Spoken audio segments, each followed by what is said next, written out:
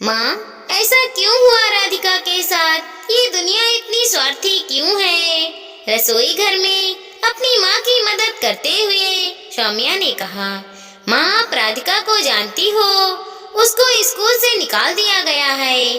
उसकी माँ उसे एक हफ्ते पहले लेने आई थी, स्कूल में ही। तब से हमें उसका कुछ नहीं पता। कहाँ गई, क्या हुआ, कैसी है, क्यों? लेकिन माँ ने पूछताछ की। वह अपने बोर्ड के एग्जाम भी नहीं देगी। उसके पड़ोसी में रहने वाली प्रीति ने मुझे बताया कि उसे घर पर बुरी तरह से पीटा गया था।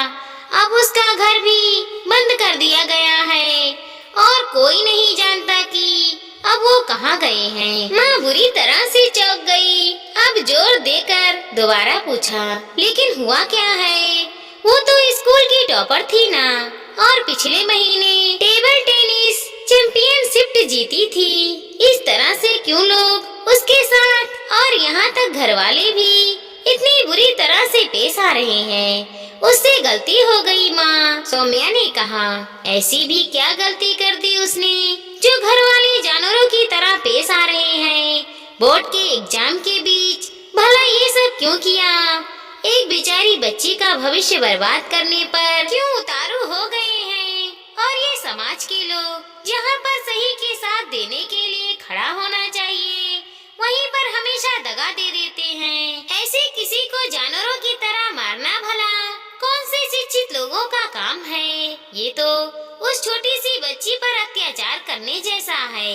बेचारी ने क्या किया था? उसने जो सब उस पर ऐसे बरस रहे हैं। माँ, वो गर्भवती हो गई थी। क्या?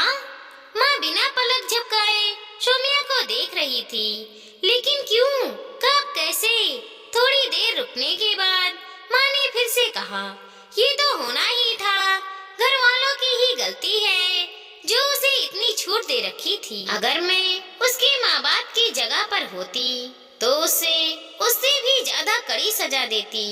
बिल्कुल सही हो रहा है उसके साथ। भगवान का लाख लाख शुक्र है कि मेरी बच्ची ऐसी नहीं है। हम, सौम्या ने कहा। दूर रहना बेटा, ऐसे घटिया बच्चों से। इनकी संगत में पड़ना भी पाप जैसा ही है। बस अपने एग्जाम पर ध्यान दो। सौम्या की जैसी दिल की धड़कनें रुक गई थी एकदम से। अपनी माँ की बातें बदलते देखकर पहले कितनी तारीफ कर रही थी, लेकिन मेरी बात सुनते ही माँ एकदम से ही गुस्से से लाल हो गई। उसे अब समझ नहीं आ रहा था कि अब अपनी माँ को कैसे बताऊं कि उसे स्कूल से क्यों निकाला गया। राधिका बिना शादीशुदा की गर्भवती हो गई थी, इसीलिए इसे स्कूल से निकाला गया। समाज में उसकी इज्जत ना रही, घर वाले घर छोड़कर चले गए, उसे इतनी मार खानी पड़ी। लेकिन उसमें उस बेचारी की क्या गलती थी? सब उस लड़के की गलती थी जो राधिका को अपने जाल में फंसाया था। ये दुनिया यह क्यों नहीं समझती कि हर जगह लड़कियों की सिर्फ गलतियां नहीं होती, लड़के की भी गलती होती है। पता नहीं राधिका कैसी होगी, किस हाल में होगी। उस लड़के की वजह से आज राधिका को ये सब झेलना पड़ा। दोस्तों, हमारी छोटी सी कहानी को लाइक करें, शेयर करें और सब्सक्राइब करें। साथ ही साथ मिलते हैं अगले वीडियो के साथ। तब तक के लिए धन्यवाद दोस्तों।